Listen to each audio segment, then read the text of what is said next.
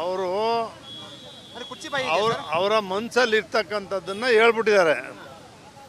ಏನೀಗ ಒಂದು ವರ್ಷದಿಂದ ಮುಖ್ಯಮಂತ್ರಿ ಬದಲಾವಣೆ ಬಗ್ಗೆ ಚರ್ಚೆ ನಡೀತಾ ಇದೆಯೋ, ಮುಖ್ಯಮಂತ್ರಿ ಆಗಬೇಕು, ಉಪಮುಖ್ಯಮಂತ್ರಿಗಳನ್ನು ಬದಲಾವಣೆ ಮಾಡಬೇಕು, ಉಪಮುಖ್ಯಮಂತ್ರಿಗಳು 4 ಜನ ಆಗಬೇಕು, ಇದೆಲ್ಲವೂ ನಡೀತಾ ಇರ್ತಕ್ಕಂಥ ದೃಶ್ಯಾವಳಿ ಒಳಗಡೆ ಲೋಕಸಭಾ ಚುನಾವಣೆ ಆದಮೇಲೆ ಸಿದ್ದರಾಮಯ್ಯನವರು ಬದಲಾವಣೆ ಆಗ್ತಾರೆ ಅಂತಕ್ಕಂಥದ್ದನ್ನು ಅವ್ರ ಪಕ್ಷದವರೇ ಮಾತಾಡ್ತಿರೋದ್ರಿಂದ ಇವತ್ತು ಅವರು ಏನು ಹೇಳಿದ್ದಾರೆ, ನನಗೆ ಮೆಜಾರಿಟಿ ಬಂದರೆ ನಮ್ಮ ಪಕ್ಷ ಗೆದ್ದರೆ ಮಾತ್ರ ನಾನು ಉಳಿತೇನೆ, ನನ್ನ ಪಕ್ಷ ಗೆಲ್ಲದೆ ಹೋದರೆ ನಾನು ಗೆದ್ದರೆ ನನ್ನ ಮುಟ್ಟಕ್ಕಾಗಲ್ಲ, ನಾನು ಗೆಲ್ಲದೆ ಹೋದರೆ ನನ್ನ ಬದಲಾವಣೆ ಮಾಡ್ತಾರೆ ಅಂತಕ್ಕಂಥ ಸಂದೇಶವನ್ನು ರಾಜ್ಯದ ಜನರಿಗೆ ಕೊಟ್ಟಿದ್ದಾರೆ.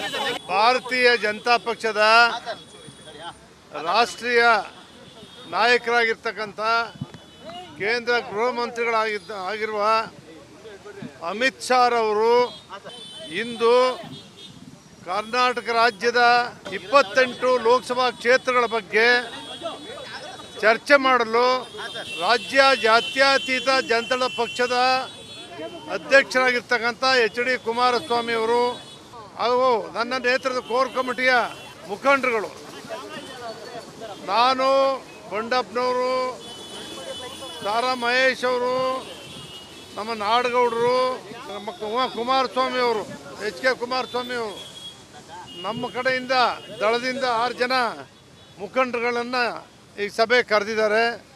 ಭಾರತೀಯ ಜನತಾ ಪಕ್ಷದ ಅಧ್ಯಕ್ಷರು, ಅವ್ರ ಮುಖಂಡರುಗಳು, ಅವರು 6 ಜನ ಬರ್ತಾರೆ. ಎರಡೂ ಪಕ್ಷಗಳ ಮುಖಂಡರುಗಳ ಸಭೆಯನ್ನು ಕರೆದು ಇವತ್ತಿನವರೆಗೆ ಚುನಾವಣೆ ಯಾವ ದಿಕ್ಕಲ್ಲಿ ಸಾಗ್ತಾ ಇದೆ, ಮುಂದೆ ಏನು ಮಾಡಬೇಕು ಅನ್ನೋದ್ರ ಬಗ್ಗೆ ಮುಕ್ತವಾಗಿ ಚರ್ಚೆ ಮಾಡಿ ಈ ಚುನಾವಣೆ 28 ಕ್ಷೇತ್ರಗಳನ್ನು ಗೆಲ್ಲಲಿಕ್ಕೆ ರಣತಂತ್ರವನ್ನು ರೂಪಿಸಬೇಕು ಅಂತಕ್ಕಂಥ ಗುರಿಯನ್ನು ಇಟ್ಕೊಂಡು ಬಂದಿದ್ದಾರೆ. ಆ ಬಗ್ಗೆ ಚರ್ಚೆ ಇದೆ. ಅವರು